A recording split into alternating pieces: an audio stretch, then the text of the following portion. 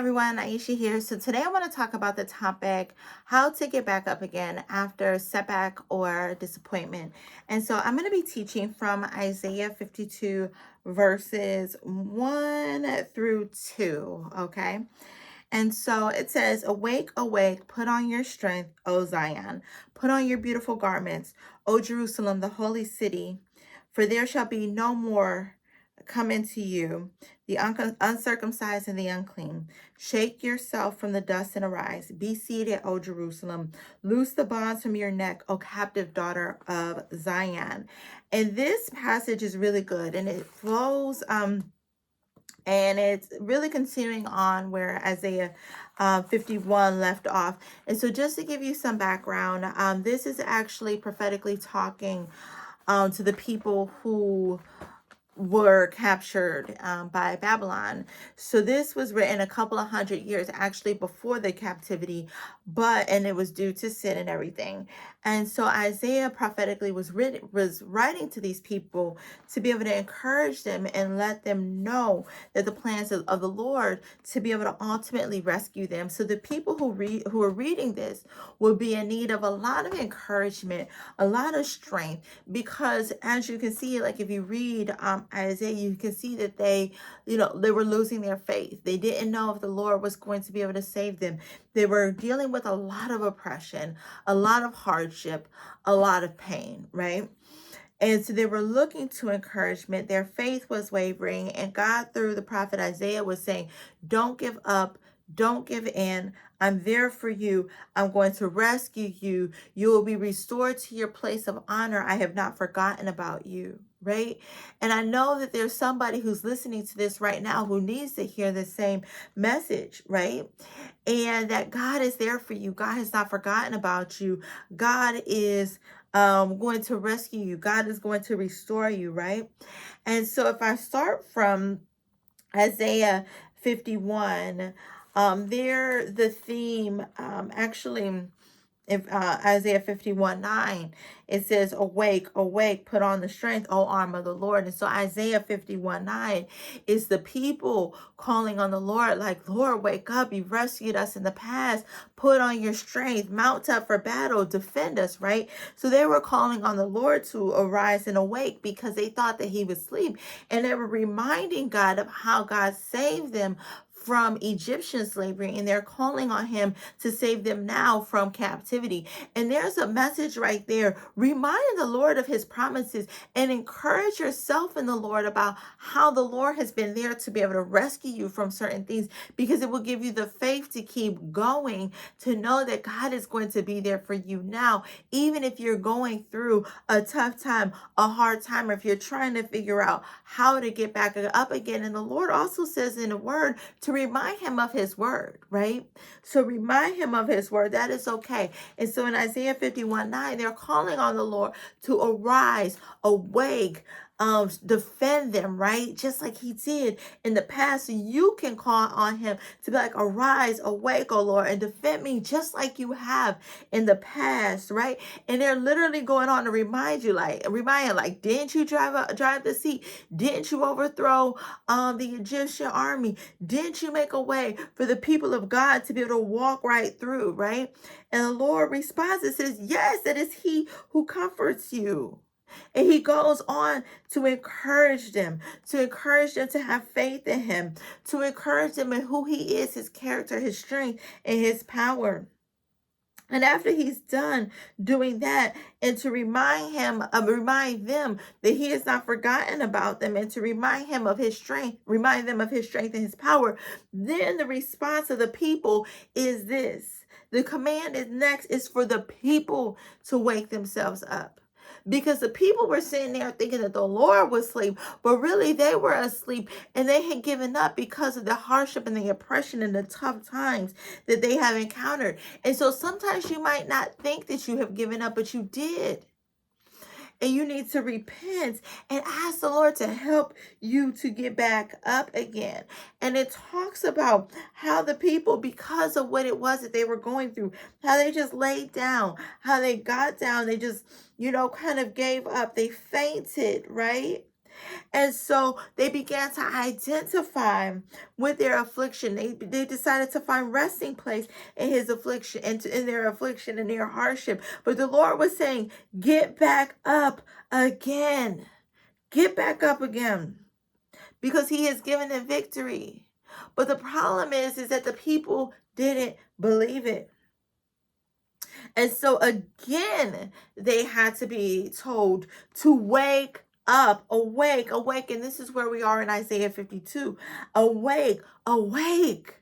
Like, look, stop laying in the ground. Stop giving up. Stop identifying with setback, delay, and affliction. Stop identifying with disappointment. Stop identifying with this place of hardship. Get back up again. Don't give up. And so what it says is, how do you do this? And this is what I wanted to talk about. When you're going through hard times, how do you get back up again? How do you bounce back from disappointment? Right? How do you bounce back from disappointment?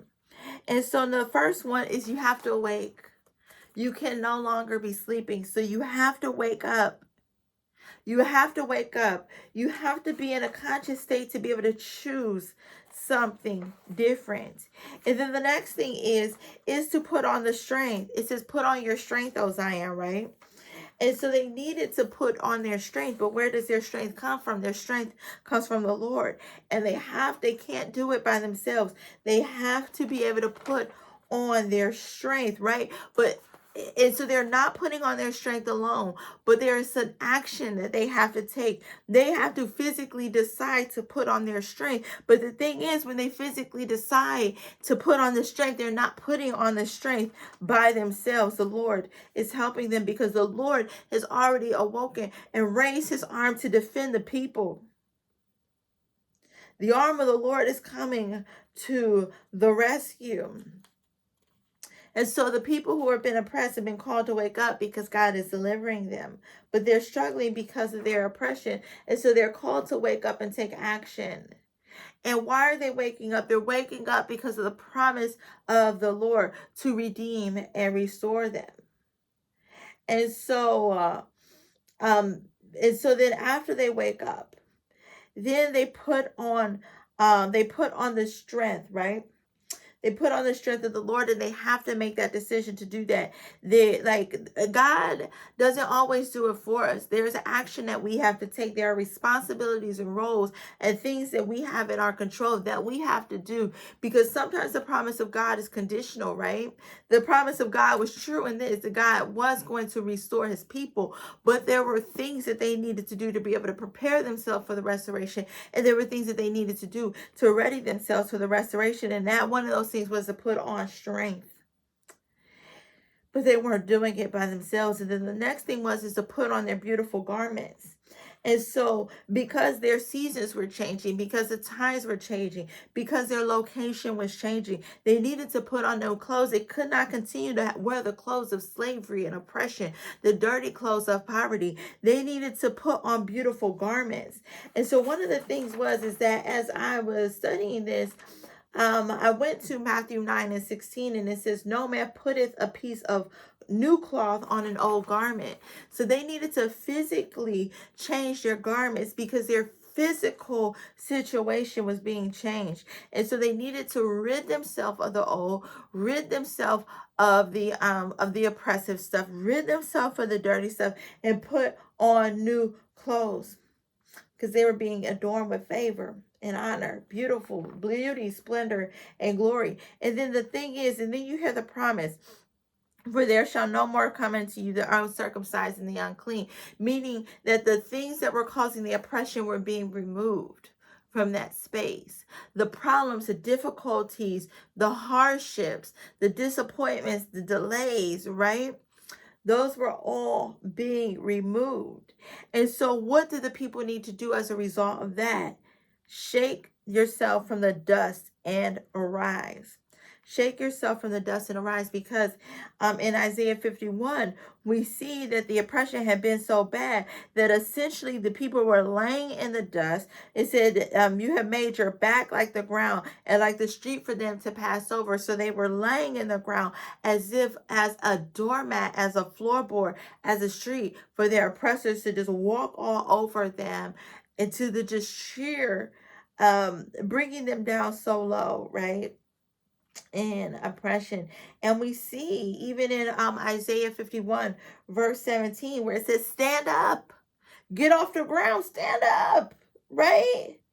And so they said, and then 20, your sons have fainted. They lie at the head of every street. They're lying down. They're physically oppressed. So they have to get up. And when they get up, they're still dirty. So what do they have to do? They have to shake the dust off and arise. They have to shake the dust off and arise. They have to stop sitting in the dirt. And they can no longer allow that to keep them bound and unable to move forward. But they don't do this on their own. They do it in the strength of the Lord, because the Lord came ahead of them and arose. And so this reminds me of Matthew 10, verse 14, where Jesus tells the disciples to shake the dust off their feet. So he says, he's telling them to go out and spread the word of the gospel. And if they encounter a town or a household that doesn't want to listen to them, they're to shake the dust off their feet and keep on going. Meaning, what does it say? One monkey don't stop the show. Meaning that just because one person or an entire community didn't want to hear the gospel, it didn't mean that the gospel stopped being spread. It just meant that they had to let it go, no longer allow that to bind them, not hurt their feelings, not cause them to stop, but to keep on going, because that message still needed to go forth. And I encourage you in this as well, as a single mom.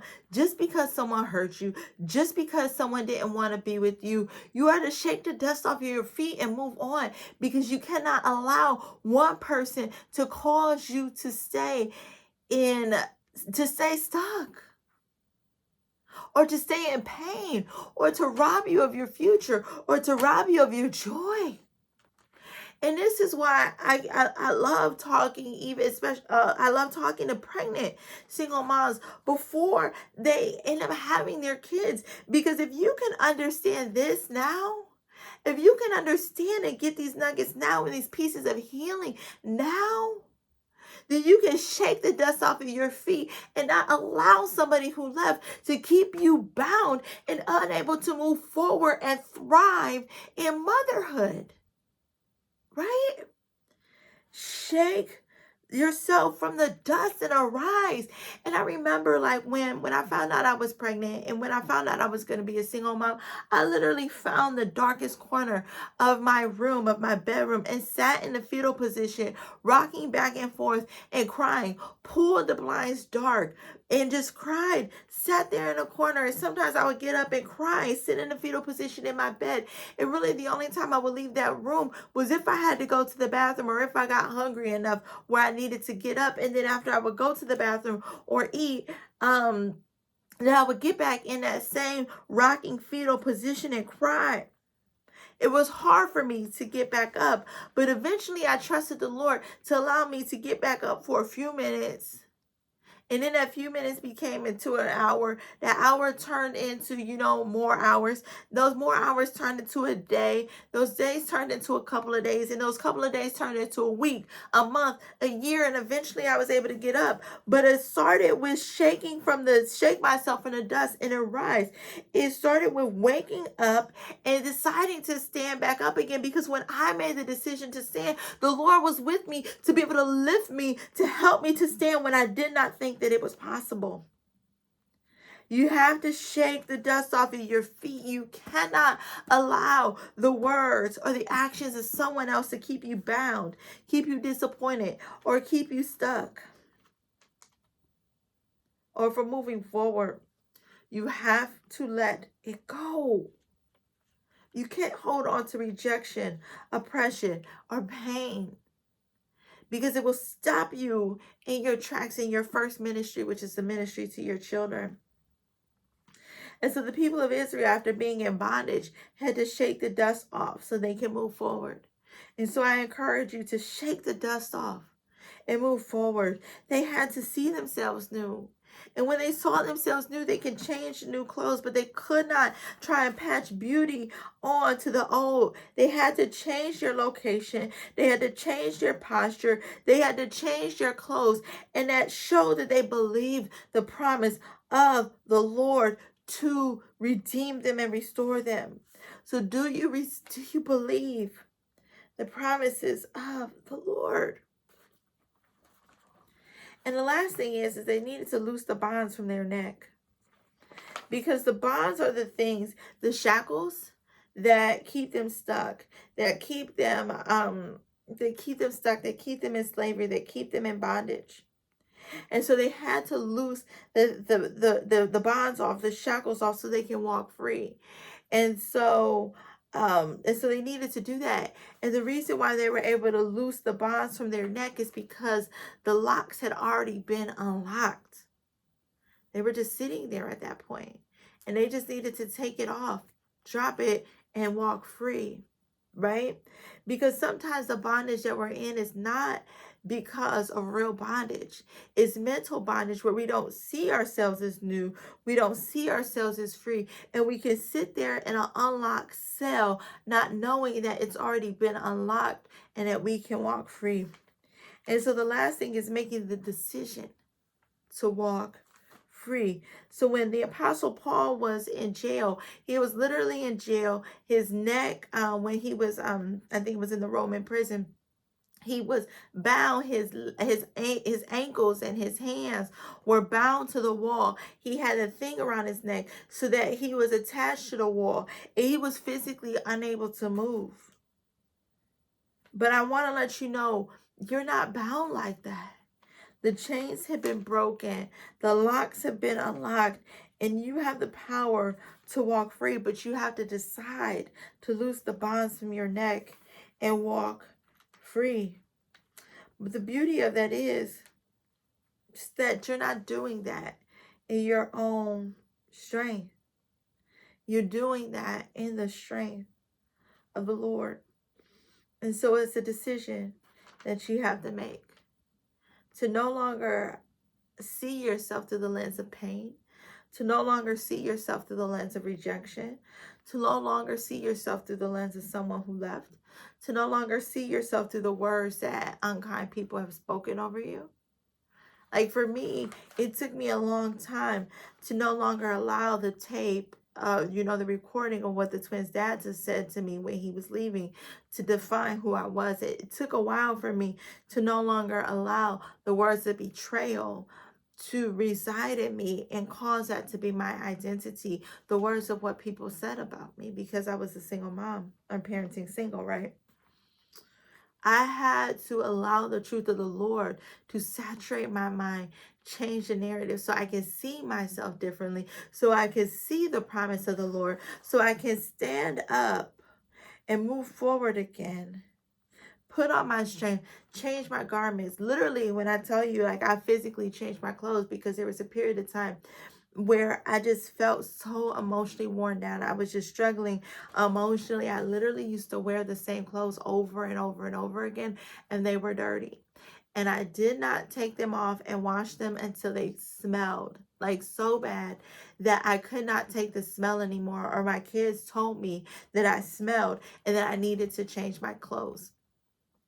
And so it was when the stink of the situation and the emotions that I was feeling got too bad. That's when I decided to change. And when I decided to change, it was literally a decision. But the Lord gave me the strength to start wearing clean clothes again. The Lord gave me the strength to start showering again. The Lord gave me the strength to be able to see myself new and no longer through the words of people who left and who weren't there for me. The Lord gave me the strength to remove the toxic thoughts and from my mind, and for seeing myself through the lens of a victim or somebody who was rejected. I was able to see myself as the Lord saw me. And the Lord allowed me to finally shake the dust off and arise. But if I tell you, like, it didn't end there. I couldn't just stand up and shake the dust off, because what the problem is I didn't realize that there were still shackles that had been unlocked that were holding me back. And so when I finally took those invisible shackles off, that was when I was able to move free, because I was no longer in bondage and I no longer saw myself bound to the things and the hurt and the pain of the past.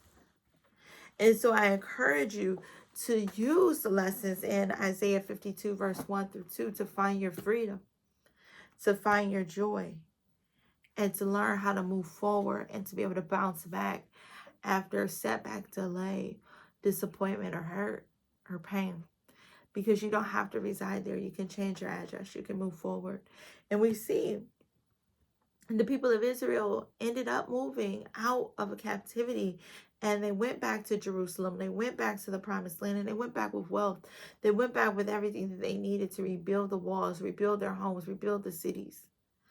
They literally had, in order for the king, for the people to give them everything that they needed to rebuild, and they had what they needed. And so if you're wondering if God keeps his promises, he does. He does, but then we also have to take action on our part to decide to get back up again and trust him with the rebuilding process, and to know that he will restore the years that the locusts have eaten, and to choose faith. And so if you're wondering how to do that after experiencing an unplanned pregnancy or unplanned single motherhood, then I encourage you to pick up my book, Navigating the Impossible, a survival guide for single moms from pregnancy through the first year of motherhood. And in that book, I talk about how to bounce back financially, spiritually, mentally, and even tangibly, how to rebuild your lifestyle after becoming a single mom. And so that book, Navigating the Impossible, a survival guide for single moms from pregnancy through the first year of motherhood, is on Amazon. And I encourage you to grab a copy, and make sure you like this video, give me some love, subscribe, and leave a comment, and share with a friend. Let me know how this has helped you. Alrighty, you have a good one. Bye.